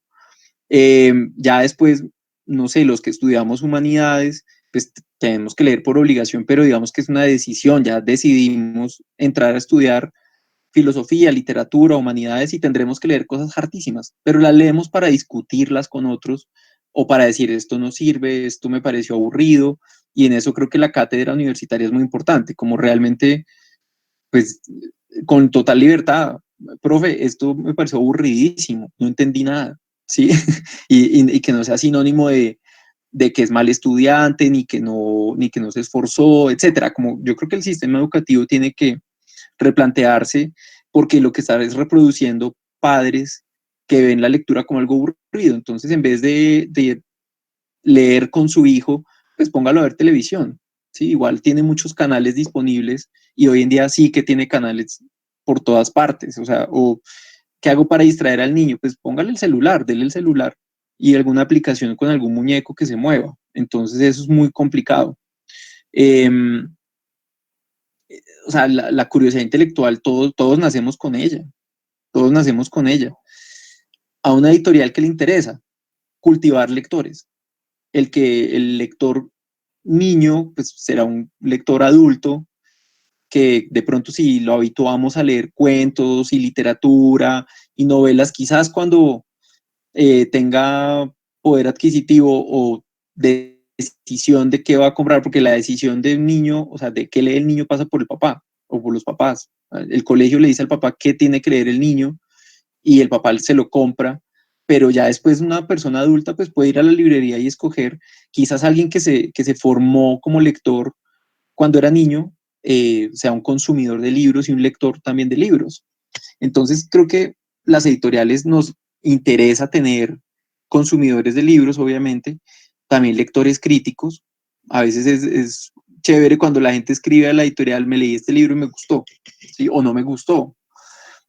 No tenemos medios de comunicación que incentiven la lectura, o son escasos. Yo creo que hoy en día, justamente para la gente más conectada con redes sociales, un podcast es una invitación a la lectura maravillosa. Los booktubers hay que verlos como una profesión nueva, el recomendador de libros. Eh, Hay muchos medios, los podcasts, las mismas redes sociales, pero es la pasión y el interés de un maestro en la escuela lo que cambia la vida completamente. Muchas gracias, Luífer. Qué bonito. Juan Pablo, no sé si hay Pues más sí. preguntas o quieres entrar. Bueno, dale, ¿quién Bueno, más? Adelante, hola, habla. buenas tardes. Pues, pertenezco a la clase del profesor. Y pues nada, yo quisiera como expresar primero pues que nuestro proceso con la materia pues ha sido realmente gratificante porque pues nuestra generación sigue manteniendo pues la idea de cambiar lo que en años anteriores sería algo muy normal, como lo es el trato denigrante para con nosotros las mujeres, ¿sí? Entonces, digamos que el manejo del texto, de tu texto de trayectorias de civilización de las mujeres, de la violencia conyugal en la Nueva Granada en tiempos de la Ilustración, nos hace cambiar nuestra visión, nuestra percepción sobre el comportamiento de muchas personas, porque ya no tenemos, o sea, ya tenemos la capacidad de entender que nuestras ideas pueden ser brillantes también. O sea, nosotros como mujeres también nos tenemos que hacer valer. Entonces, pues igual sigue el proceso, ¿no? Ha sido un poco arduo, pero se está la esperanza de que podemos alcanzarlo, ¿sí? Alcanzar la igualdad. Sin embargo, yo siento que estamos como trancados en ese proceso porque no sé, quisiera preguntarte si tú crees que estamos alcanzando la meta de llegar a la igualdad o que nos estamos volviendo rivales entre nosotros, entre estos dos géneros, porque siempre está, o sea, a pesar de que ya ha cambiado como lo de, bueno, sigue existiendo lo de la violencia em, física, pues se sigue dando la violencia verbal, esta vez más fuerte, porque pues antes era muy sumido en que tú podías estar, bueno, tú debías estar en la cocina, estar en la casa siempre, y ahora, ya que tenemos la posibilidad de salir, no sé, a la realidad, salir de esa burbuja, ahora hay como esa violencia psicológica, verbal, que es como, no, es que yo tengo un salario más alto, o no sé, yo compré la casa, entonces te por debajean más. Entonces yo digo, ¿estamos alcanzando la igualdad de que podemos trabajar ambos o nos estamos volviendo rivales a partir de eso? Bueno, Milena, muchísimas gracias y como lo decía en su momento cuando era profesora de la universidad, de las cosas que uno más valora es este tipo de retroalimentaciones, saber que la clase te ha servido, saber que la clase te ha hecho formularte preguntas, ver el mundo de alguna manera, de una manera un poco distinta. Y es algo que te agradezco mucho que compartas con nosotros, con Juan Pablo, conmigo, con Luis Fernando, este comentario. Lo que yo te puedo decir, digamos, es más hacerte como una invitación a que en un ejercicio, digamos, como mental y de pronto también de investigación, si tú quieres hacerlo a través de las redes, trates de responder esa pregunta y es situarnos en tiempos remotos. No solamente en el periodo virreinal, sino que miremos cómo era, por ejemplo, la generación de tu abuela, cómo era la generación de tu mamá y cómo es ahora tu generación. Eso te va a permitir entender que si bien esto no es un proceso concluido, Norbert Elias nos dice que el proceso de civilización no es un proceso concluido, es un proceso que tiene altos y bajos, es un proceso que tiene reinvenciones y reflujos. Si bien no es un proceso concluido, sí que tu generación está disfrutando de un relacionamiento más paritario. Todavía hay mucho que hacer y lo que tú dices es cierto. Estamos en un momento en el que es lo que Norbert Elias nos señala como la identificación del proceso civilizatorio, cuando algo nos genera repudio, nos genera asco, nos genera algún tipo de emoción.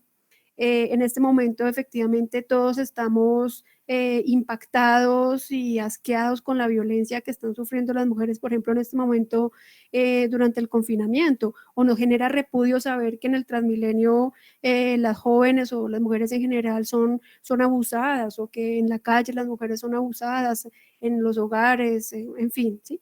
Estamos en ese momento, si bien estamos en ese momento, lo que tú dices es cierto, hay otro tipo de violencias sutiles que o no se reconocen o se maquillan. Entonces, hay mucho por hacer, Valentina, hay mucho por hacer. Tu generación efectivamente está llamada a cambiar muchas cosas, desde la academia, desde la misma relación familiar y la forma como ustedes establezcan las relaciones con sus respectivas parejas. No es un proceso concluido, pero no hay que llenarnos de tristeza o de desesperanza. Si miramos a nuestras bisabuelas, abuelas y a nuestras madres, por Dios que hemos logrado muchas cosas. Y es a esas ancestras a las que hay que agradecerles todo. Antes, como tú lo viste en la investigación, las mujeres no podían ni siquiera administrar su patrimonio, no podían salir. Algo tan sencillo, no podían mirar a los hombres a los ojos, no podían discutir en un espacio académico, porque eso era visto como algo terrible. Entonces, hemos ganado muchísimo y tu generación es una de las que disfruta afortunadamente de esos privilegios y el llamamiento es a seguir, a seguir. Ahora, lo que tú señalas respecto a la competencia es cierto. Es cierto y creo que es algo que el feminismo se tiene que cuestionar, en qué medida nos estamos deshumanizando y también estamos cayendo en lo que criticamos que nos hacen los hombres. En eso no podemos incurrir, ¿sí? Aquí hay que recuperar un poco el planteamiento que nos señala Norbert Elias y que ya les decía yo, de esa igualdad de los sexos y de ese compartir, de ese ser compañeros y de ir de la mano en igualdad de condiciones. Las mujeres no podemos pisotear a los hombres, no, o sea, bueno, de poder se puede, pero no deberíamos, no es eso, o sea, nuestra lucha debe ser por la igualdad, ¿sí? Y no por creernos superiores o moralmente superiores para agredir a los hombres o también a veces hacerlos sentir inadecuados, muchas veces de forma injusta, ¿sí? Como metiendo en un mismo saco a todo el mundo, ¿sí? Hay hombres, cada hombre tiene su proceso también individual y de nuevas masculinidades, hay unos que están metidos muy de lleno en este relacionamiento paritario, hay otros que efectivamente fueron formados para ser violentos y no tienen un proceso reflexivo que los haga cambiar, pero las mujeres no podemos incurrir en lo mismo que nos han hecho durante siglos, que es apelar a generalizaciones para, digamos, pasar por encima también de los derechos individuales de los hombres. Luis Ferno lo ha dicho, no lo dijo Juan Pablo y lo digo yo, hay violencia contra los hombres. Y yo se lo he comentado a Luis porque mi anhelo es en algún momento después, a partir incluso de esta investigación, hacer un ejercicio de larga duración de la violencia contra los hombres y reflexionar en este momento cuál es el estado de las cosas en ese sentido. Tenemos que hablar también de esto y las instituciones públicas y la política pública no está diseñada para que los hombres denuncien la violencia. Yo he conocido casos de hombres a los que se les ríen en la cara porque van a contar que la mujer los golpeó. Entonces, si bien hay mucho que hacer para nosotras, todavía queda mucho por hacer, para los hombres también hay mucho que hacer, para que ellos se transformen a sí mismos, pero también para que puedan defender su integridad, porque muchos están siendo maltratados y de eso también hay que hablar. No sé si Juan Pablo quiere decir algo. ¿Juan? Sí, ya. Sí, yo también creo que parte de lo que hemos visto en el curso es que el mandato de masculinidad o las formas de virilidad también pasan por una violencia hacia el hombre. Es decir, no solamente que haya casos también de violencia de mujeres hacia hombres, sino que el mismo mandato de masculinidad es ya una forma violenta de constituirnos en sujetos, ¿no? Por ejemplo, la exhibición, de alguna manera, el derecho masculino de castigo es una interpelación al hombre porque ejerza un poder, porque exhiba un poder, ¿no? Porque lo haga público para poderse convertir también él en sujeto masculino. De manera que incluso deshacerse del mandato de masculinidad puede ser también un proceso muy doloroso, porque puede implicar la desestructuración. La manera en la que hemos llegado a ser sujetos ha estado mediada por ese mandato. Luego deshacernos de ello es como deshacernos de nuestra subjetividad, ¿no? Entonces hay un momento también, digámoslo así, deconstructivo que es muy difícil para poderse uno rearmar. Yo agregaría solamente esto. Bueno, Juan Pablo, ya, Luis Fer, ¿tú quieres decir algo? No, pues como dato curioso, en otro proyecto editorial, en otro libro que estábamos trabajando, y ese sí quedó atrapado por la coyuntura del coronavirus. Estamos viendo la situación del fútbol femenino en Colombia. Y la autora publicó una columna muy interesante en la revista Forbes en español. Decía, ¿usted conoce empresas en las que el personal femenino haya sido despedido a raíz del COVID-19? Y todo iba a que cuando sucedió esto y las cuarentenas y todo esto, a los futbolistas profesionales en Colombia, a los hombres, les redujeron el salario, digamos, ¿sí? Algunos se redujeron, etcétera, siguieron la planta, mientras que las chicas que hacen parte, las mujeres que hacen parte de los equipos femeninos, que ya tenían por fin una liga más estructurada para este año, esa fue la primera que dijeron, no va, listo. Pero fuera de eso, las enviaron a sus casas sin ningún tipo de prestaciones o salarios ni nada. Mientras que a los profesionales o a los hombres les mantuvieron sus condiciones laborales o con menos salario o lo que sea. Pero ella cuestionaba eso. O sea, ¿por qué sigue ocurriendo eso? ¿Sí? Cuando el libro que esperamos publicar el próximo año lo que muestra es, esto tiene una historia también en el deporte. Las mujeres en el fútbol colombiano, eso no es de hace 1 año, 2 años, es una historia muy larga, ¿sí? Y también de enfrentarse a un medio, pero dominado por hombres, en la dirigencia, en las canchas, en las tribunas, etcétera. Pero mujeres que les gusta el fútbol y juegan mucho mejor que hombres, están allí. Y hay muchas jugando en equipos extranjeros, en la famosa selección de las llamadas chicas superpoderosas. Eso no fue que un día se reunieron a jugar, no, venían entrenando, ¿sí?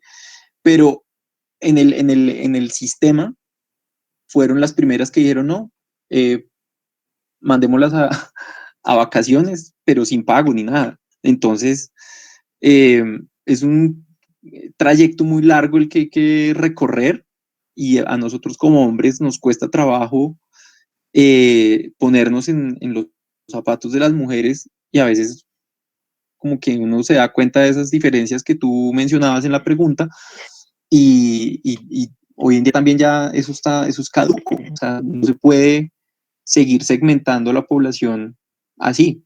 O sea, ya no es posible pensar así, pero se siguen dando casos. Sí, es completamente cierto. Pero de todas formas la sociedad se está replanteando, tanto en sus masculinidades como en sus feminidades, y creo que es un momento muy interesante y en el que nuestras y nuestros estudiantes van a jugar un papel fundamental.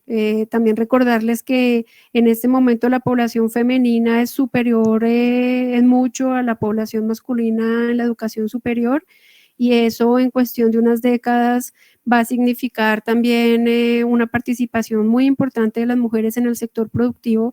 Esperemos que con sueldos iguales a los de los hombres, y pues que nos prometa una sociedad mucho más igualitaria, responsable, empática, pues a futuro. Entonces, muchas gracias Valentina por esa pregunta, fue muy importante. Juan, no sé, tú creo que tienes clase ahorita, entonces no sé Sí. si nos despedimos. Sí, bueno, no, sí, pues agradecer nuevamente a Mabel por este tiempo, por compartirnos su experiencia como escritora, como autora, como investigadora. Y también muchas gracias a Luis Fernando por compartirnos algo de su experiencia como editor, como lector, y sus reflexiones. Bueno, A ustedes Juan, muchísimas gracias. gracias Luis Fer, gracias Juan, gracias al Departamento de Humanidades, a los estudiantes. Fue muy bonito volver a estar en casa de manera remota. Anita, muchísimas gracias por esta invitación y pues a todos, que espero que continúe la jornada de una manera muy dinámica. Muchas gracias.